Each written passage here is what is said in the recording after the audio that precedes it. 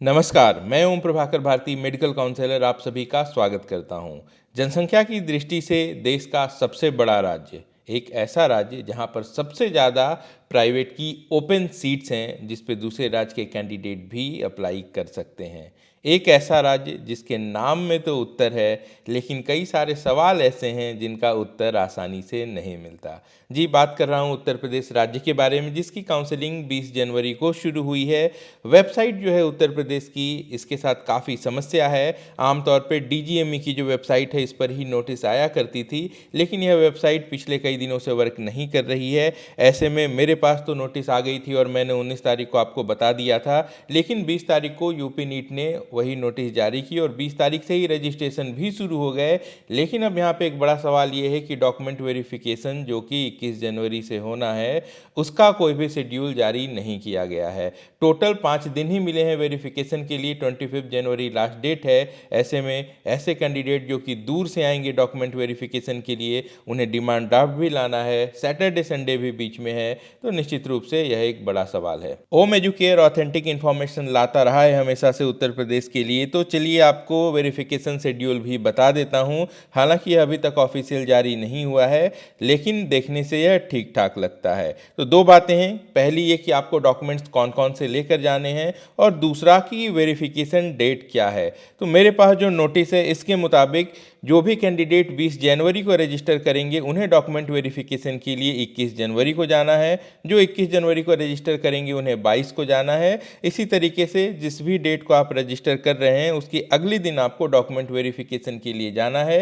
25 जनवरी last date है। ऐसे में 25 जनवरी को यह कहा गया है कि ऐसे जितने भी कैंडिडेट जिनका वेरिफिकेशन छूट गया है वो जा सकते हैं। अब आप में से कई सारे कैंडिडेट ऐसे होंगे जो ऑलरेडी रजिस्टर कर चुके होंगे और बहुत शॉर्ट नोटिस उन्हें लग रही होगी डॉक्यूमेंट वेरिफिकेशन के लिए, तो मैं उनको बता दूं कि परेशान होने की ज़रूरत नहीं है। आप किसी भी दिन अपनी सुविधा के अनुसार से नोडल सेंटर पे जाके रिक्वेस्ट कर सकते हैं। वेरिफिकेशन एक साधारण सी प्रक्रिया है जिसमें आपके ओरिजिनल डॉक्यूमेंट्स को देखा जाता है और डिमांड ड्राफ्ट को सबमिट कर लिया जाता है। लास्ट ईयर भी ऐसा हुआ था, रिक्वेस्ट करने पे आसानी से वो लोग मान भी जाते हैं। और अगर इतनी टेंशन नहीं लेना चाहते हैं तो फिर 25 जनवरी को ऑलरेडी शेड्यूल है आपके लिए, आप उस दिन डॉक्यूमेंट वेरिफिकेशन के लिए जा सकते हैं।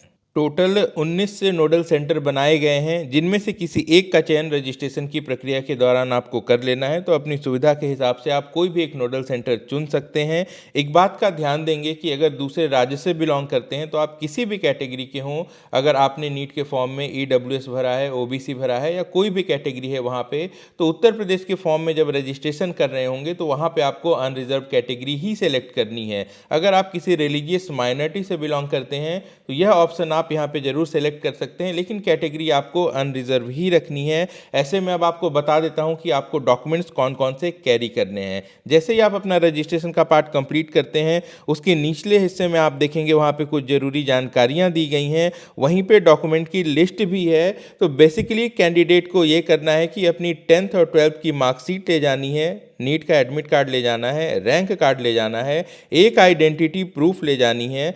इसके साथ साथ यह जो यूपी नीट का फॉर्म आप फिलअप करेंगे इसका प्रिंट आउट आपके साथ कैरी करना है। और ऐसे कैंडिडेट जो कि उत्तर प्रदेश के मूल निवासी हैं वो अपनी रिजर्वेशन कैटेगरी से संबंधित डॉक्यूमेंट्स भी कैरी करेंगे। और उत्तर प्रदेश के ऐसे निवासी जिनका 10 और 12 दोनों ही किसी दूसरे राज्य से हुआ है या फिर दोनों में से कोई एक भी किसी दूसरे राज्य से हुआ है तो उन्हें डोमिसाइल सर्टिफिकेट भी कैरी करनी है। रजिस्ट्रेशन फॉर्म जो डाउनलोड होगा उसके निचले हिस्से में आप देखेंगे एक डिक्लेरेशन फॉर्म है।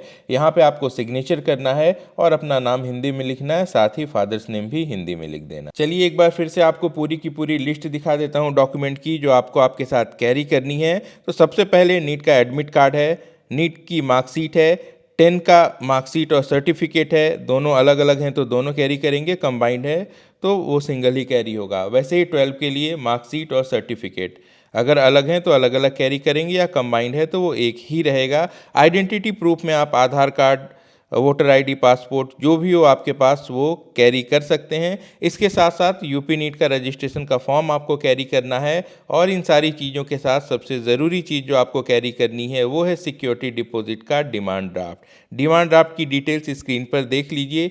इसी डिटेल्स के साथ आपको किसी भी बैंक से डिमांड ड्राफ्ट बना लेना है।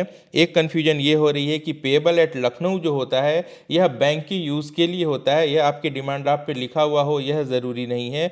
जब डिमांड ड्राफ्ट प्रोसेस करता है बैंक तो वहाँ पे उसे मेंशन करना होता है कि उस डिमांड ड्राफ्ट को कहाँ से इनकैश किया जा सकता है, तो ये टर्म उसलिए यूज़ होता है। तो आप जब फॉर्म भरते हैं डिमांड ड्राफ्ट के लिए तो वहाँ पे पेएबल एट लखनऊ लिखना आपके लिए ज़रूरी है। बाकी जो डिमांड ड्राफ्ट के ऊपर डिटेल्स डाला जाएगा वो यही होगा, director general medical education and training Uttar Pradesh. Document verification के लिए पेरेंट का साथ में जाना जरूरी नहीं है, लेकिन कैंडिडेट का होना अनिवार्य होता है। तो ये जानकारी उत्तर प्रदेश डॉक्यूमेंट वेरिफिकेशन से जुड़ी हुई थी, जिसकी आप सब बहुत ज़्यादा डिमांड कर रहे थे। तो अब वीडियो को लाइक कर दीजिए।